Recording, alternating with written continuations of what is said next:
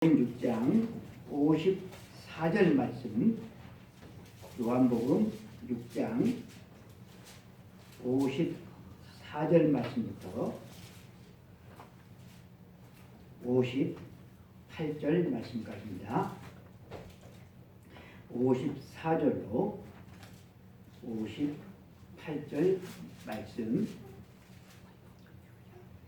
다 함께 합독하십니다. 내 살을 먹고 내 피를 마시는 자는 영생을 가졌고 마지막 날에 내가 그를 다시 살리리니 내 살은 참된 양식이요 내 피는 참된 음료로다. 내 살을 먹고 내 피를 마시는 자는 내 안에 거하고 나도 그의 안에 거하나니 살아계신 아버지께서 나를 보내시매 내가 아버지로 말미암아 사는 것 같이 나를 먹는 그 사람도 나로 말미암아 살리라. 이것은 하늘에서 내려온 떡이니 조상들이 먹고도 죽은 그것과 같지 아니하여 이 떡을 먹는 자는 영원히 살리라. 아멘. 우리가 읽은 이 요한복음 6장 말씀을 근거로 해서 예수 그리스도의 살과 피라라고 하는 제목으로 하나님께 주시는 은혜의 말씀을 들을 때 우리에게 큰 은혜가 되기를 원합니다. 아멘. 아멘. 우리 교회를 포함하여서 우리 한국의 수많은 교회들이 성찬식을 다 행하는데 이 성찬식을 1년에 몇 차례 그렇게 10번 이상 그렇게 하는 교회는 별로 없는 것 같습니다. 그런데 초대교회의 역사를 우리가 살펴보면 그들의 모임 자체가 바로 성찬식이었음을 우리가 보게 되어집니다. 사도들의 행적을 기록한 사도행전을 보면 이 사도행전에 반복되어서 나오는 표현 중에 하나가 뭔고 하면 떡을 떼려 하여 모였더니 라는 말씀입니다. 떡을 떼려 하여 모였다. 이 떡을 떼기 위해서 모이는 것, 이 떡을 뗀다라고 하는 것이 성찬이죠. 그러니까 떡을 떼려 하기 위해서 모였다라고 하는 것은 성찬을 하기 위해서 모였다라고 하는 것입니다. 성찬은 예수 그리스도의 십자가의 죽음을 기념하기 위한 것으로 우리는 알고 있죠. 이 사실을 모르는 분들은 아마 없을 것입니다. 그래서 이 성찬식을 예수님께서 죽으시기 전, 부활하시기 전, 십자가에 못 박히시기 전에 우리 주님이 성찬식을 행하셨기 때문에 저도 부활주일 앞주일 한 주 전, 이게 종료주일이죠. 그래서 이 한 주 전에 지금까지 쭉 성찬식을 해왔고 성찬식을 오늘 한다고 여러분들에게 광고를 미리서 했는데 말씀을 준비하면서 성찬식은 이 종료주일에 하는 것도 또 좋지만 부활주일에 하는 것이 훨씬 더 성경적이라고 하는 사실을 제가 알게 되었습니다. 이 말씀을 준비하면서 목사로서 말씀을 또 전하는 사람으로서 참 너무나도 많은 것을 모르고서 말씀을 전했다라고 하는 사실을 새삼 깨달으면서 공부를 더 많이 해야 되겠다라고 하는 결심을 제가 하게 되었습니다. 그래서 오늘 성찬식을 하지 아니하고 부활주일 다음 주일에 성찬식을 하겠습니다. 오늘 이 시간은 주님의 살을 의미하는 떡과 잔, 포도잔이죠. 이것의 의미에 대해서 함께 말씀을 상고하고자 합니다. 성찬식에서 사용하는 떡과 포도주에 대한 세 가지 주장이 있습니다. 먼저는 화채설인데요. 화채설. 카톨릭이 주장하는 것입니다. 신부가 성찬식 때 떡을 들고 잔을 들고 그렇게 기도할 때 이 떡이 그리고 이 포도주가 예수님의 살과 피로 변한다라고 하는, 화채살 변한다, 그런 주장입니다. 천주교에서는 이 성찬에 굉장한 의미를 두고 있어요. 예수님의 살과 피를 자기가 지금 미사를 드리고 있을 때 예수님의 살과 피를 자기가 받는다고 하는, 이것은 참으로 엄청난 일이잖아요.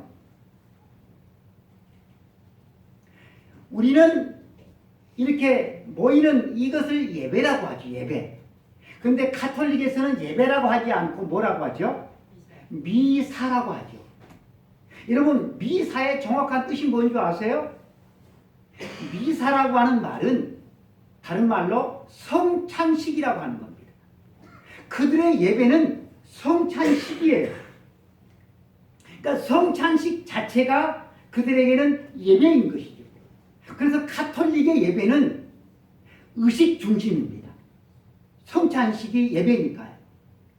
그러나 개신교는 의식 중심이 아니라 말씀 중심이죠. 그래서 말씀 시간이 제일 길게 되어지는 것입니다. 우리 이 개신교에서는 이 화채살을 받아들이지 않습니다. 그리고 또 하나 주장하는 것이 있는데 상징설이 있어요. 떡과 포도주는 예수님의 살과 피를 상징한다라고 하는 주장으로 종교개혁자인 쭈잉글리가 주장을 했습니다.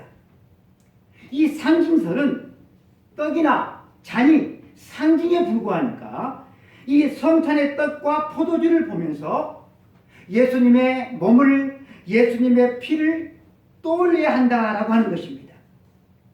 이 주장은 가톨릭의 화채설이나 가톨릭의 이 화채설처럼 이 떡과 이 잔에 신비적인 의미를 부여하지 않아요. 하나의 상징인 것이죠.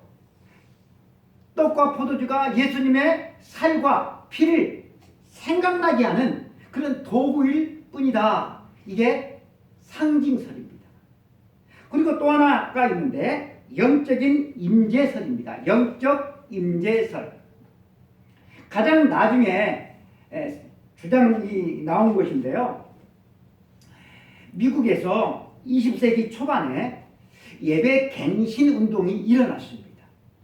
예배 갱신 운동을 하는 사람들이 칼빈의 예배 신학에 대해서 연구를 하게 됐어요. 연구를 하게 되어지면서 칼빈이 성찬에 대해서 어떤 생각을 가지고 있었는가를 살펴보았는데, 칼빈은 떡과 포도주는 화채 변하는 것도 아니고 단지 상징하는 것도 아니고 영적으로 이 떡과 포도주에 임재한다라고 하는 주장을 칼빈이 했음을 발견하게 되어집니다. 떡과 포도주가 예수님의 실제 살과 피로 변한다고 하는 이 화채설보다는 약해요. 그리고 하나의 상징에 불과하다. 상징설보다는 좀 강하죠. 이 성찬을, 떡과 포도주를 받는 사람이 이것을 믿음으로 받으면 이 떡과 포도주 속에 주님이 영적으로 임재한다라고 하는 것입니다. 그러나 이것을 믿음으로 받지 않으면 그냥 뭐 아무 생각 없이 이 떡과 포도주를 받으면 그 떡과 포도주는 아무런 의미가 없다고 하는 입장입니다. 우리 개신교는 이 영적 임재설을 받아들이고 저도 이 영적 임재설을 믿습니다. 전통적으로 우리가 성찬에 참여할 때 기뻐해야 된다, 감사해야 된다, 이것은 축제다 라고 하는 그런 생각보다는 무거운 마음으로 슬픔을 가지고 주님의 고난에 동참해야 한다라고 하는 그런 의식이 강했습니다. 그래서 이 성찬식에 참여하면서 감동이 되고, 그래서 감동이 되어서 막 눈물을 흘려야 한다, 눈물을 흘리며 큰 은혜를 받았다고 그렇게 생각을 해왔습니다.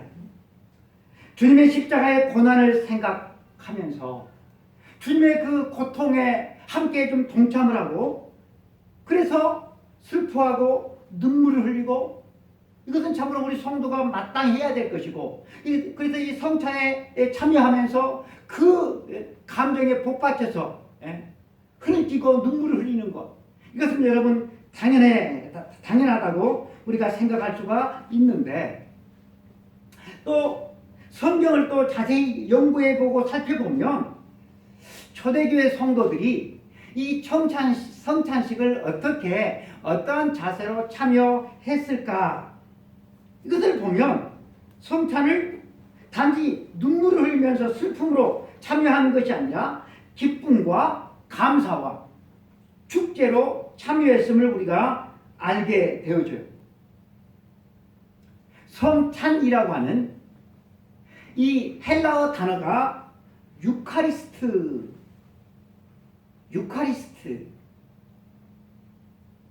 들어보신 단어일 거예요. 유카리스트. 이 유카리스트라고 하는 이 단어의 뜻은 감사, 축제라고 하는 뜻입니다. 감사, 축제.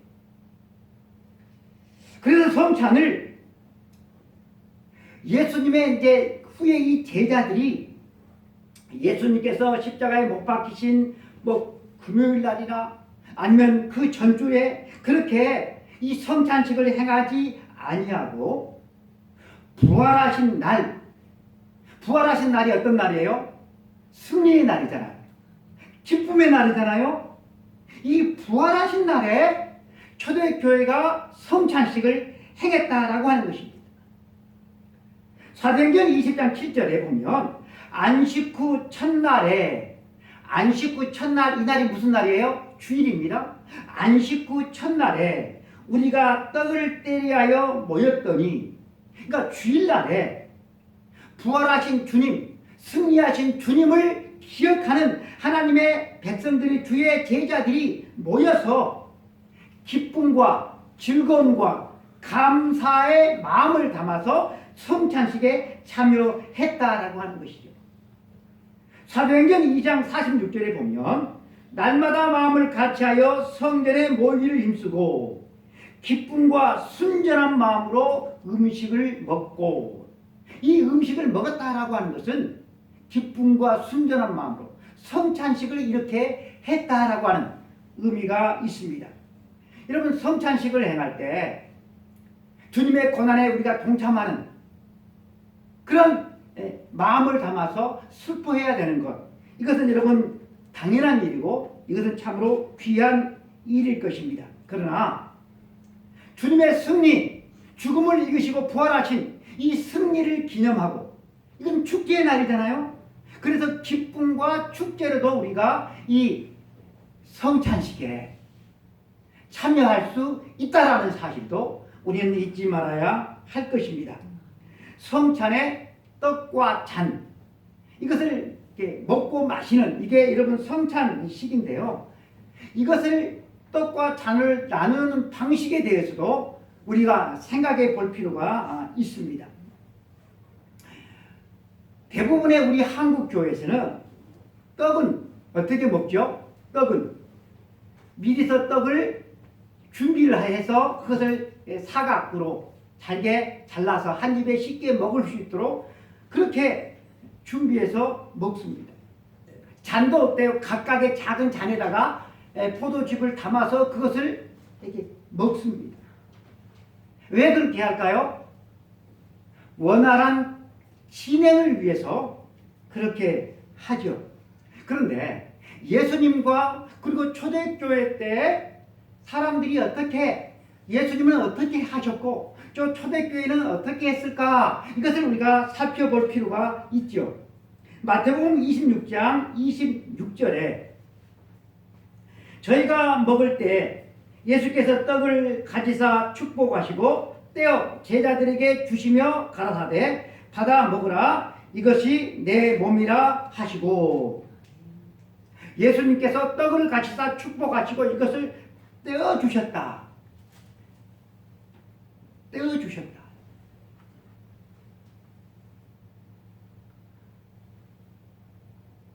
떼어주셨다. 이게 맨 처음에 성찬식이었다라고 하는 것입니다. 그리고 사도 바울도 이렇게 기록을 하고 있어요. 떡을 떼어서 먹었는데 사도행전 27장 35절에 보면 떡을 가져다가 모든 사람 앞에서 하나님께 축사하고 떼어 먹기 시작하매. 이것은 어때요? 바울이 찢어준 것이 아니라 떼어준 것이 아니라 누가? 거기 성찬에 참여하는 사람이 떼어서 먹었다라고 하는 것이죠. 초대교회는 떡을 떼고 잔을 나누는 방식으로 성찬 예식을 거행을 했습니다. 뗀다, 찢는다. 여기에는 여러분 굉장한 의미가 있어요. 무슨 의미가 있는고 하면 예수 그리스도의 몸이 떼어지고 찢어짐을 의미하는 것입니다. 잔도 마찬가지예요. 예수님의 제자들이 12명인데 그 12명이 한 사람 한 사람 다 각기 자기의 잔을 가지고 이렇게 포도주를 마셨던 것이 아니고 예수님께서 행하셨던 이 최후의 만찬을 우리가 이렇게 복원을 해보자고 한다면 큰 그릇에 큰 잔이 될 수도 있어요. 이 큰 그릇에 하나의 잔을 가지고 서로 돌려가면서 먹었음을 우리가 성경을 보면 그렇게 했을 가능성이 훨씬 더 크다라고 하는 거예요. 각각의 잔이 아닌 하나의 잔을 가지고 예수님께서 이 잔을 들어서 축복하시고 제자들에게 주셨어요. 그러면 제자들은 이것을 돌려가면서 먹었을 가능성이 여러분 훨씬 더 큽니다. 그래서 여러분 가톨릭 의식 중심인 가톨릭에서는 사제가 잔을 혼자서 마셔요. 그리고 신자들은 이 잔을 마시지를 않아요. 대표로 신부가 혼자서 마셔요. 벌컥벌컥 많이 마시는 것은 아니죠. 혼자서. 왜냐하면 거기 미사에 참여하는 모든 신도들이 다 마실 수 있는 그런 큰 잔이 없기 때문에 그렇죠. 미사에서는 잔은 신부가 혼자서 마시고 빵은 앞으로 나와서 빵만 받아서 먹어요. 이것이 가톨릭의 미사입니다. 이런 어떤 성경적인 그런 기록들 때문에 아주 드물지만 어떤 교회에서는 빵을 자기가 떼어 뗀 그 빵을 큰 잔에 담긴 포도주에 자기가 찍어요. 그래서 먹어요. 이렇게 하는 교회도 많지는 않지만 있어요. 한 개의 빵을 찢어요. 한 개의 잔을 가지고 먹어요. 여러분 이것은 아주 깊은 의미가 있는 것입니다.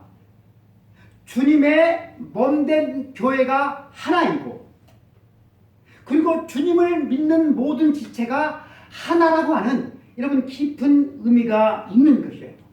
성찬을 하면서 그 성찬에 참여한 모든 성도들은 한 개의 빵과 한 개의 잔으로 서로 같이 나누면서 모든 교인들이 한 몸, 한 지체임을 그들은 새겼던 것입니다.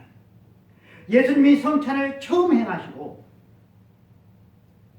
이것을 제정하신 것은 예수님께서 십자가에 못 박히시기 전날 밤에 마가의 다락방에서 이것이 처음 시행되었습니다.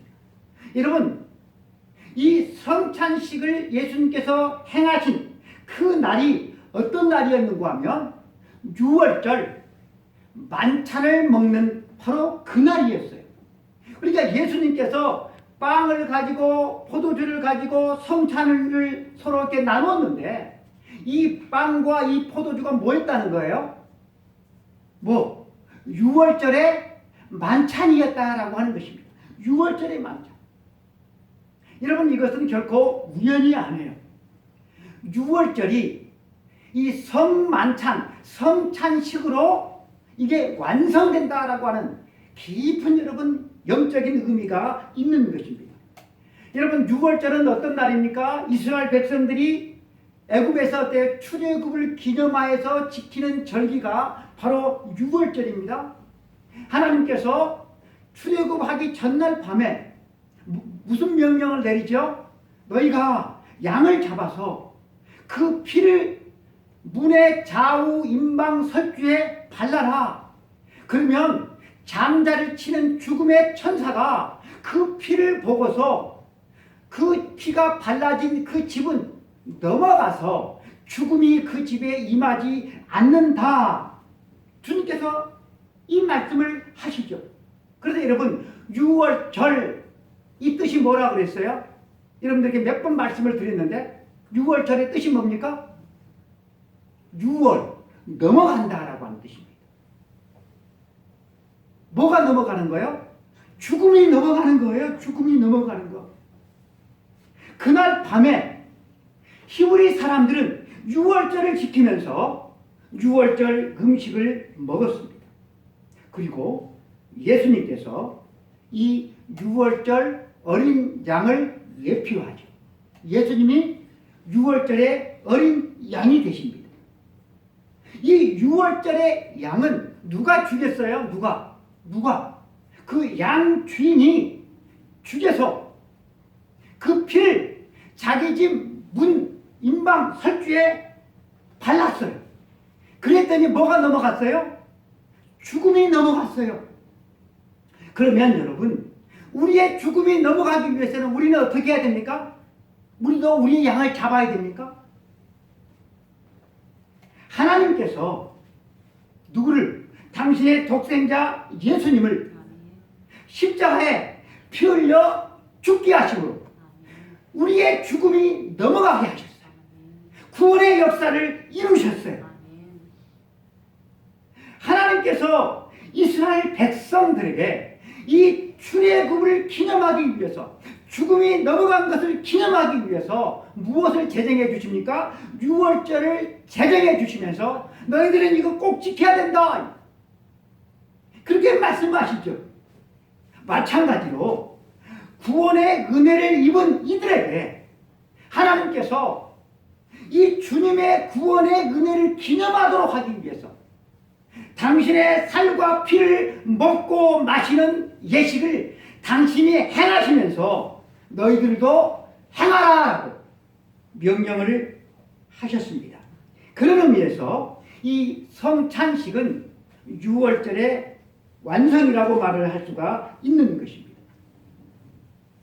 여러분, 중요한 사실이 뭔고 하면 이스라엘 백성들은 6월절을 지키면서 출애굽의 은혜를 기억해야만 했습니다. 우리도 마찬가지예요. 성찬식을 행하면서 무엇을 기억해야만 하는 것입니까? 예수 그리스도의 대속의 죽음을 우리가 기억해야만 하는 것입니다. 성찬식은 하나님의 구원의 은혜에 대한 기념식이 되는 것입니다. 그러므로 여러분, 우리가 한 주 전에 이 광고가 나가죠.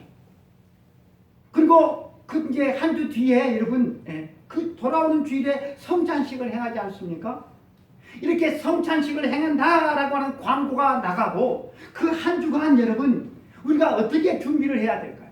기도로 준비하고 나를 구원하신 주님의 은혜와 사랑을 마음에 새기고, 그러면서 우리가 여러분 성찬을 기다리는 것이 성찬에 참여하는 성도들의 마땅한 자세가 되어지는 것입니다.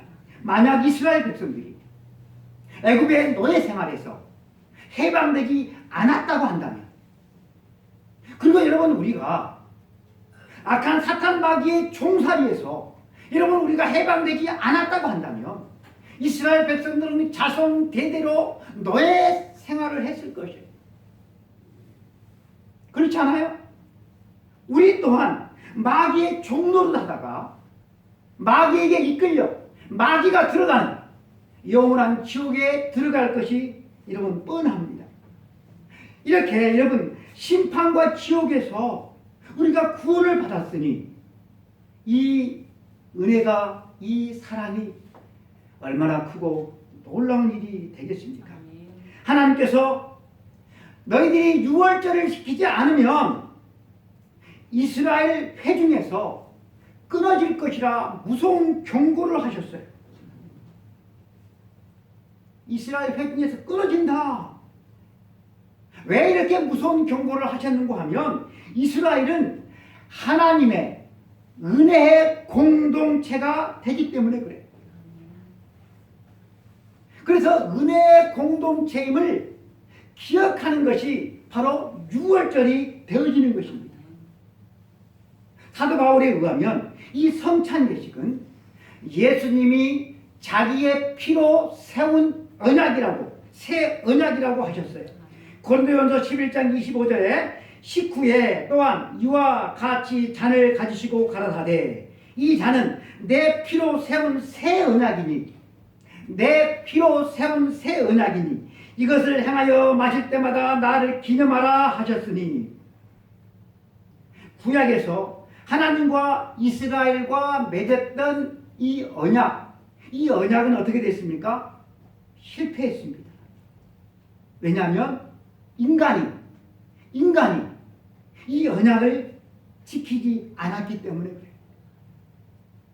하나님은 그래서 새 언약을 세우십니다. 여러분, 이 새 언약은 실패하지 않을 언약이에요. 모든 언약을 완성하는 최종적인 언약을 주님께서 체계를 하시는데 누구와 누구 사이에 체계를 하실까요? 새 언약이 누구와 누구? 옛 언약은 하나님과 이스라엘과 체계를 해요. 새 언약은 하나님은 똑같아요. 누구와? 인간의 대표가 되는 누구? 예수님과, 둘째 아담이신 예수님과 언약을 체결하십니다. 실패하지 않을 영원한 언약이 되셔요. 그 언약을 세우신 그 주님, 우리 하나님께서 그 언약의 표를 주시는데 그 언약의 표가 뭐예요? 바로 성찬이다라고 하는 것입니다. 이스라엘 백성들이 유월절을 지킴으로 그들이 하나님의 언약의 백성임을 확인해야 했다고 한다면 우리는 이 성찬식을 통하여서 내가 하나님의 언약의 백성이구나, 이 사실을 우리가 확인하게 되어지는 것입니다. 그래서 여러분, 이 새 언약은 이 성찬에 참여한다라고 하는 것은 이 새 언약에 참여하는 거예요. 하나님과 예수님 사이에 맺은 이 언약에 참여하는 것이 되는 거예요. 얼마나 중요한 의식인지 모릅니다. 이 언약 속에 있는 모든 축복이 바로 누구 것이 되는 거예요? 언약에 참여한 모든 우리 신자 한 사람 한 사람의 것이 되는 거예요. 유월절에 그 음식을 이스라엘 백성들이 먹었어요. 성찬식도 어때요? 그냥 봅니까? 진열해 놓습니까? 생각만 합니까? 성찬식에 떡과 포도즙 여러분들은 어떻게 합니까? 먹잖아요. 마시잖아요. 요한복음 6장 55절 이하에 보면 내 살을 먹고 내 피를 마시는 자는 영생을 가졌고 마지막 날에 내가 그를 다시 살리리니 내 살은 참된 양식이요 내 피는 참된 음료로다. 아멘. 우리는 매일 물을 마십니다. 우리는 매일 음식을 먹습니다. 그런데 여러분, 매일 마시는 물이, 매일 마시는 음식이 우리를 영생으로 인도하지를 않아요. 우리가 읽은 말씀에도 보면 이스라엘 백성들은 하늘에서 내리는 만나를 먹고도 어떻게 됐대요? 죽었대요. 죽었다는 걸. 그런데 여러분, 영생하도록 우리를 인도하는 양식이 있다고 한다면 여러분들은 먹겠습니까? 안 먹겠습니까? 태집사님,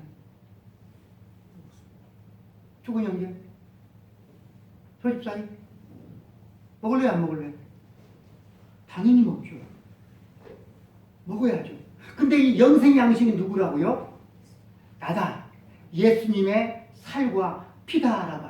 내 살은 참된 양식이요 내 피는 참된 음료로다. 이 떡을 먹는 자는 영원히 살리라. 아멘. 성찬은 이 예수 그리스도의 살과 피를 먹고 마시는 예식이 되는 거예요. 그래서 이 성찬식이 여러분 참으로 중요한 예식인 거예요. 여러분 무엇을 먹는다라고 하는 이것은 무슨 뜻입니까? 그 먹는 그 음식이 내 몸 안으로 들어온다는 뜻이 되잖아요.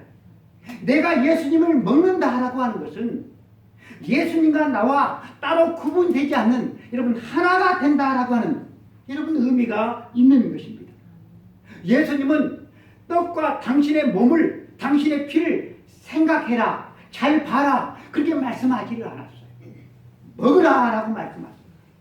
단순히 기념을 해라 상징적으로 받아들여라 생각만 해라 그렇게 하지 않았다라고 하는 거예요. 먹으라라고 했다. 여러분 차원이 다른 거예요. 완전히 하나가 되라.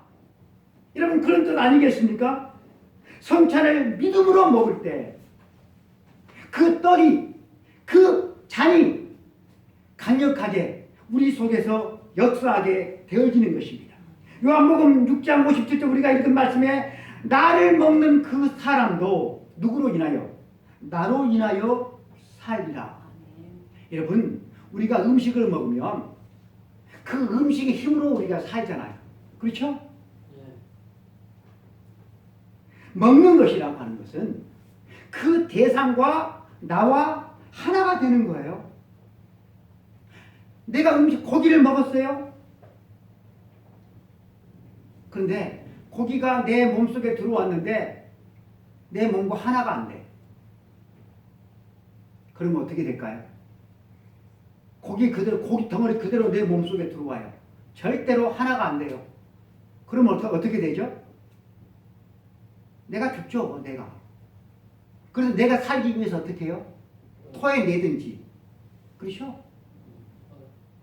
그것을 제대로 아무튼 소화를 시켜보니 약을 먹어서 뒤로 빼내든지 설사를 하든지 그렇게 해야만이 여러분 내가 살아갈 수가 있는 거예요. 내 살을 먹고 내 피를 마시라라고 하는 주님의 이 말씀은 어떤 뜻이 있는 거예요? 너와 내가 어떻게 온전한 하나가 되어야 한다라고 하는 여러분 깊은 뜻이 있는 것입니다. 주님은 하나가 되기를 원하는 거예요. 하나가 되기를 원하는 거예요. 바울이 예수님을 믿는 사람들을 바울이 믿기 전에는 아주 핍박하는데 이게 으뜸이었잖아요. 다메섹으로 간 이유도 예수 믿는 사람들을 잡아 죽이고 가두기 위해서 다메섹으로 가다가 어때요? 하늘에서 그냥 빛이 비치고 사울에게 음성이 들리잖아요. 사울아 사울아 네가 왜 나를 핍박하느냐. 여러분 사울은 예수님을 핍박한 적이 없어요. 누구를 핍박했어요? 예수님을 믿는 사람들을 핍박했죠. 그런데 예수님은 왜 나를 핍박하느냐라고 그랬을까요? 예수님을 믿는 사람들과 예수님과는 따로따로 분리되어 있는 사람이 아니라 하나이기 때문에 그래요. 왜 하나가 되었을까요? 예수님을 믿는 사람들이 예수님의 살과 예수님의 피를 먹고 마셨기 때문에 그래요. 그래서 우리들이 아파하면 주님도 아파하고 우리들이 기뻐하면 주님도 기뻐하신다라고 하는 거예요. 예수님과 나는 결코 서로 분리가 되어진 그런 사람이 아니라 여러분 하나다, 한 몸이다라고 하는 것입니다. 그래서 여러분 같은 믿음을 예수 그리스도를 믿는 믿음을 가진 그 사람들이 한 형제가 되고 한 자매가 되어지는 것입니다. 여러분 믿음이라고 하는 것은 예수님과 하나가 되어지는 것입니다. 그런데 안타깝게도 많은 사람들이 주님과 자신이 하나가 된 것을 몰라요. 예수님이 나를 대신해서 십자가에서 못 박혀 죽으신 것을 이 지식으로는 머리로는 아는데 삶으로는 알지를 못해요. 그러니 세상에 수많은 불신자들처럼 살아가는 것입니다. 여러분, 이 세상을 사랑하는 예수님을 믿는 사람들은 어떻게 살아가야 하는 것입니까? 57절 말씀을 보면 내가 아버지로 인하여 사는 것 같이 나를 먹는 그 사람도 나로 인하여 살리라. 여러분, 예수님을 믿는 사람들은 예수님으로 인하여 살아가는 사람들인 줄로 믿습니다. 예수님으로 인하여 살아가는 사람. 우리가 음식을 먹어서 그 음식을 소화를 시키면 그것이 내 몸에 피가 되고 살이 되어서 우리가 세상을 살아갈 수가 있잖아요. 마찬가지로 우리가 예수님을 먹어서 주님과 하나가 되어서 주님과 하나가 된 채로 주님으로 인하여 살아가는 것, 그것이 여러분 이 세상에서 우리 그리스도인의 삶이 되어야 한다라고 하는 것입니다. 우리가 먹는 모든 음식은 그 음식만 먹는 게 아니고 그것의 생명까지도 먹은 것입니다. 우리가 밥을 먹었어요. 밥만 먹었습니까? 그 벼들의 생명도 먹은 거예요. 우리가 고기를 먹습니다. 고기만 먹습니까? 아니에요. 그 고기의 생명도 먹은 거예요. 우리가 나물을 먹어요. 나물만 먹는 게 아니에요. 그 나물의 생명도 우리가 같이 먹은 것이 되는 것입니다. 여러분, 우리 육신의 생명을 유지하기 위해서 다른 생명을 먹어야만이 우리의 육신의 생명이 유지가 되지는 것입니다. 저와 여러분이 지금까지 살아있다라고 하는 것은 지금까지 헤아릴 수 없는 수많은 생명들을 먹었기 때문에 지금까지 저와 여러분이 살아있는 것입니다. 우리가 죽어요. 그러면 다른 생명을 먹을 수가 없어요.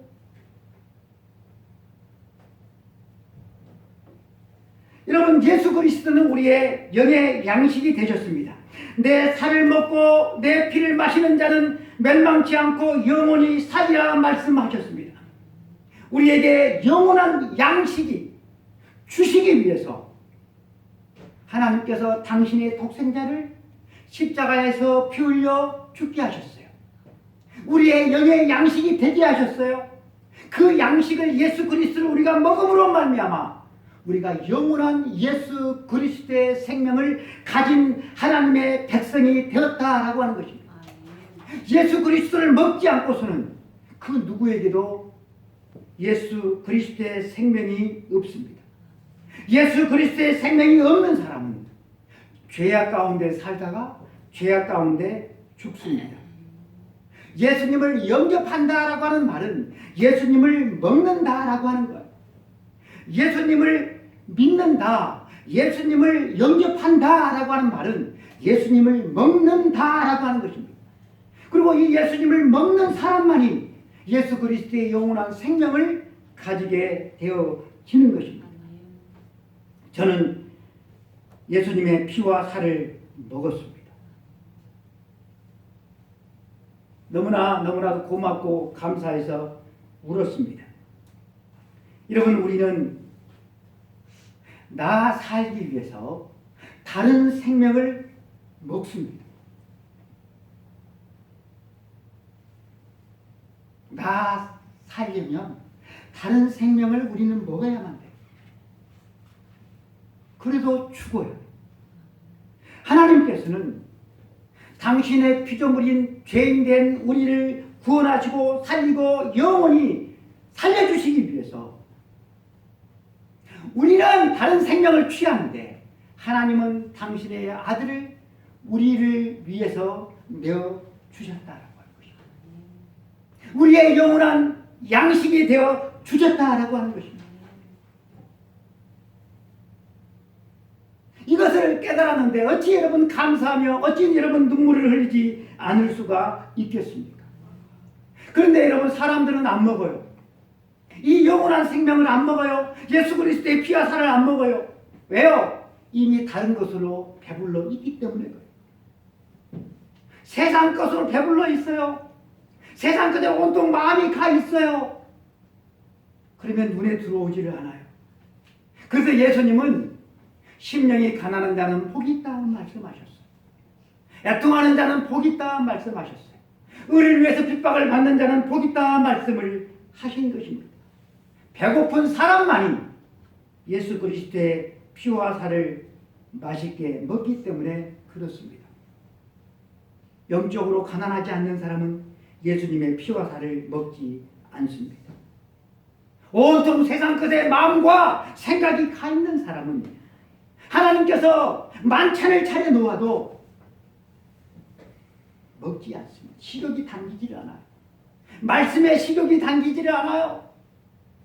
예배의 식욕이 당기지를 않아요. 사랑하는 성도 여러분, 귀한 음식, 비싼 음식, 몸에 좋은 음식, 거기다가 맛난 음식을 다 차려놓고 와서 공짜로 다 드세요.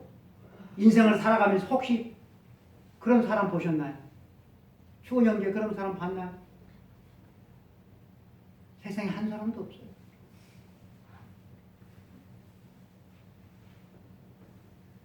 없어요. 그런 것을 먹으려면 우리는 큰 돈을 들여야만 합니다. 우리는 큰 수고를 해야만 합니다. 그 여러분 이 세상의 법칙이기 때문에 그래요. 그래서 여러분 우리는 큰 수고를 하고 큰 돈을 들여서 우리는 맛난 것을 먹습니다. 배불리 먹습니다.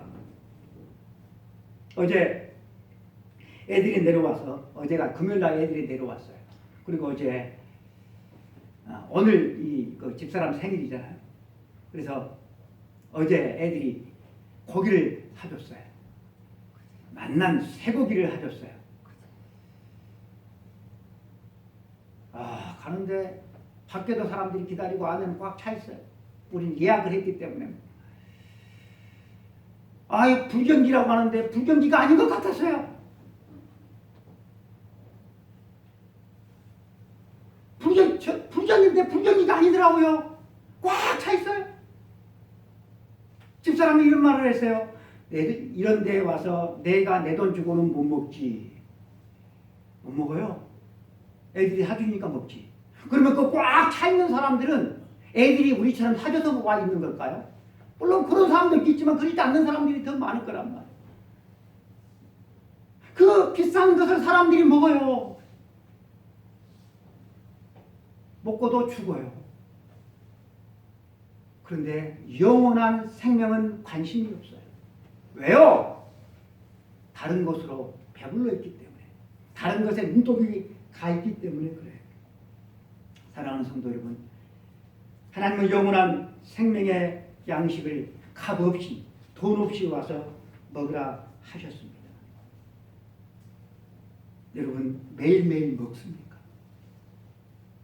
헐떡거리며 먹습니까? 흡족하게 먹습니까? 먹어야 영생합니다. 먹어야 썩어질 것, 헛된 것에 눈독 들이지 않고 살아갈 수 있습니다. 먹어야 하늘 소망 가지고 살아갈 수가 있습니다. 먹어야 죄악 가운데 죽지 않습니다. 예수님이 아버지로 인하여 사신 것처럼 저와 여러분도 예수님으로 인하여 살아가는 예수 그리스도의 제자를 꿈꾸시는 우리 모든 성도들이 되시기를 축복합니다. 기도하겠습니다.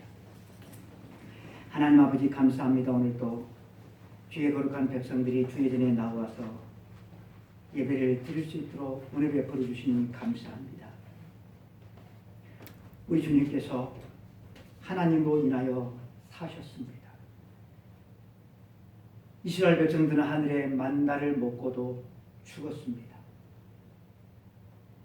하나님 아버지, 죽는 음식만 욕심내서 살 것이 아니라 영원한 생명의 양식, 거저 주시는 이 양식 흡족하되 배불리 매일매일 먹고 살아가는 하나님의 거룩한 자녀들을 다 되게 하사 우리들도 예수로 인하여서 살아갈 수 있도록 도와 주옵소서.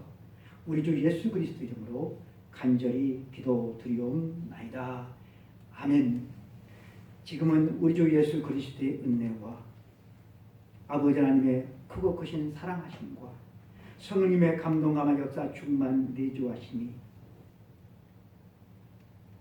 이 시간 예배의 자리에서 함께 예배를 드리는 우리 모든 성도들 한 사람 한 사람들이 예수 그리스도로 말미암아 사는 인생들 되게 하시고 첫 예배를 드리는 연희도